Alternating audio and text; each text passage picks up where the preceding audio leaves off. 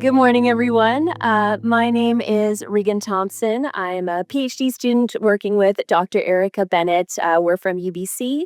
This project is also in collaboration with Assistant Professor Margo Adam at University of Alberta, Professor Sarah Teetzel from Manitoba's Faculty of Kinesiology and Recreation Management, and Associate Professor, soon to be Associate Dean of Research at St. John's College, Fenton Litwiller. So, within our subgroup, our project aims to one, learn from emerging transfeminine and non binary adults about their youth sport experiences, and two, better understand how to thoughtfully speak with transfeminine youth about these experiences in future research.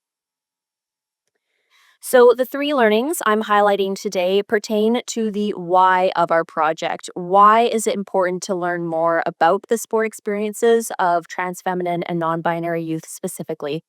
So, first, transfeminine and non binary youth face compounded barriers beyond general sport dropout trends. So, we already know that it's more common for young girls to experience sport dropout compared to boys. However, transfeminine youth experience additional intersecting barriers beyond these more common experiences in cisgender girls.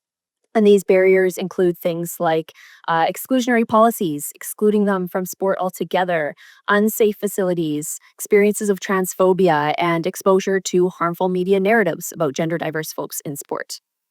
Secondly, sport environments reproduce gendered expectations that harm transfeminine participants. So, for example, many youth sport environments continue to rely on rigid, binary ideas of gender, such as separating teams, uniforms, locker rooms, or activities into those for boys and those for girls.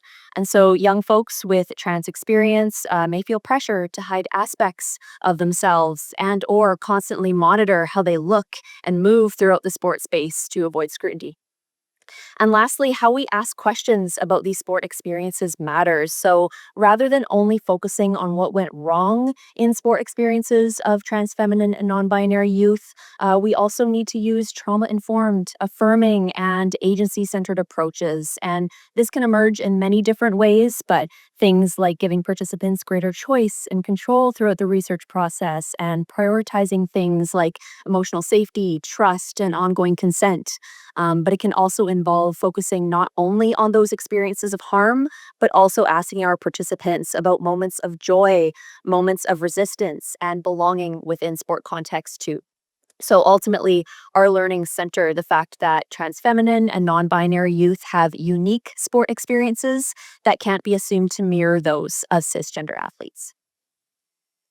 So we know this work is important, but what are some concrete action items that we can take to ensure our work is conducted thoughtfully and with impact? So first, it's important to center lived experience or expertise to inform our research design. So for us at UBC, over the past year, we've had a young adult be a part of our research team who has trans experience, who has helped us conceptualize the format, questions, and discussion points of our focus groups. And then when we conduct our focus groups as well, again, we'll be asking our participants about how we can most thoughtfully engage in such conversations with youth in the future. And secondly, we have to remember, of course, to translate our findings into practical guidance for inclusive youth sports. So we're still in the early stages of our project here in our subgroup, but we hope to communicate these learnings of inclusivity and belonging for gender diverse youth in sport to those key leaders in the youth sports space. So coaches, PE teachers, and the like. And in all, we hope for the insights from our study to help transfeminine and non-binary youth actually be able to thrive in sport and physical activity spaces, not just be able to participate. That is the bare minimum. So, with that being said, the reflection question I have posed for you here is: if sport is meant to foster joy and support development, belonging, well being, what are the consequences of entire groups of youth learning early that sport is not meant for them? It might be worthwhile to think about your own sport experiences. What were you taught? What are the skills that you continue to learn today? What would be lost if you felt like you were not allowed to participate in sport in the first place in your youth?